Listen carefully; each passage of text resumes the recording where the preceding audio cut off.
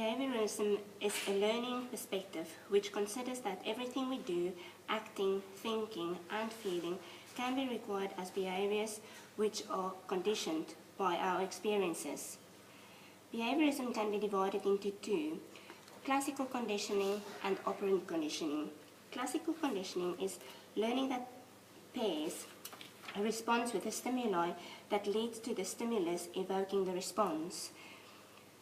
Watson had an experiment with baby Albert where he introduced white rats to baby Albert without any problems. Then he introduced the rats again, he made a noise, and baby Albert started becoming scared of the rats. Operant conditioning, learning where the likelihood to behavior recurring is increased by reinforcement and decreased by punishment. Skinner had a rat experiment where the rats were hungry and they knew if they tapped on the lever they would get food.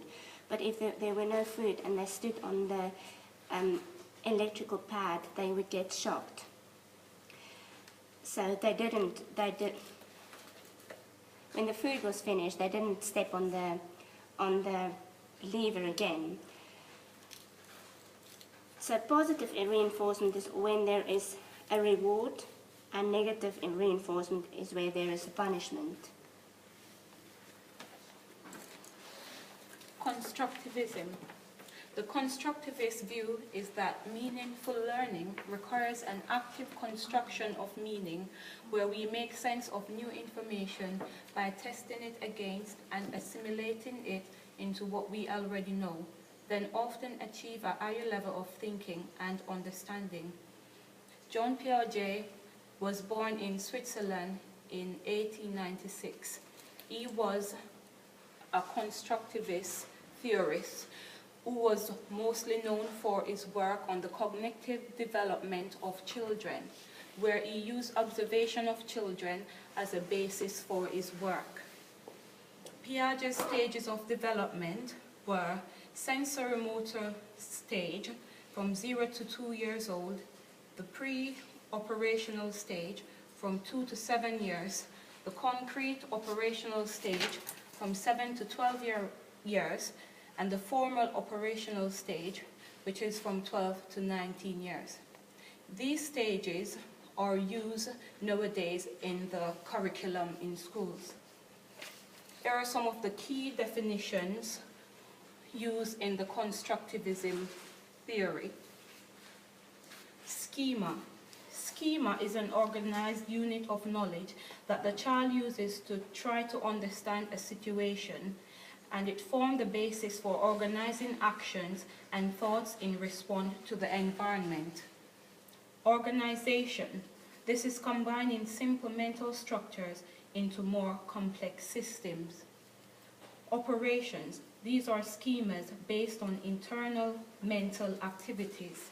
And the adaptation, that is adjusting one's thinking to fit with environmental demands. And assimilation, this is where you apply an existing schema to a new experience. And finally, accommodation, this is modifying an existing schema to fit in a new experience. Now, social constructivism.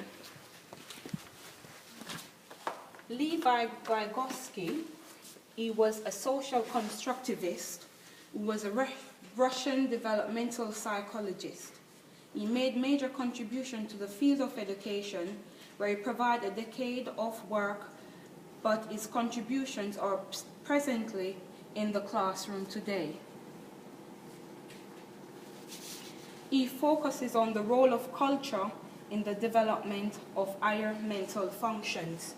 He thinks that learning happens because of children's interaction with the environment. Children develop because they have learned, and learning new things enhances our development level. Children must be present with challenges, that is, tasks out of their abilities, in order for learning to take place. He is best known for the zone of proximal development. This is where the learner the learner as a current knowledge base, and in order to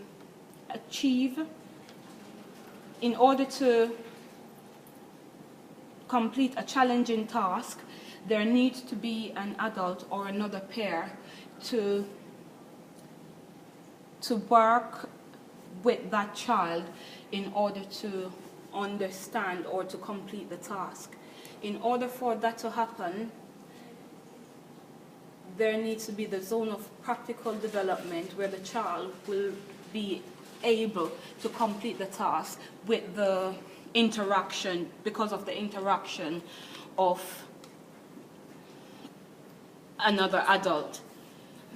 Here we have there's an experiment with the building blocks where a child, with the assistance of an adult, because of social interaction, the child understands how to fit the blocks.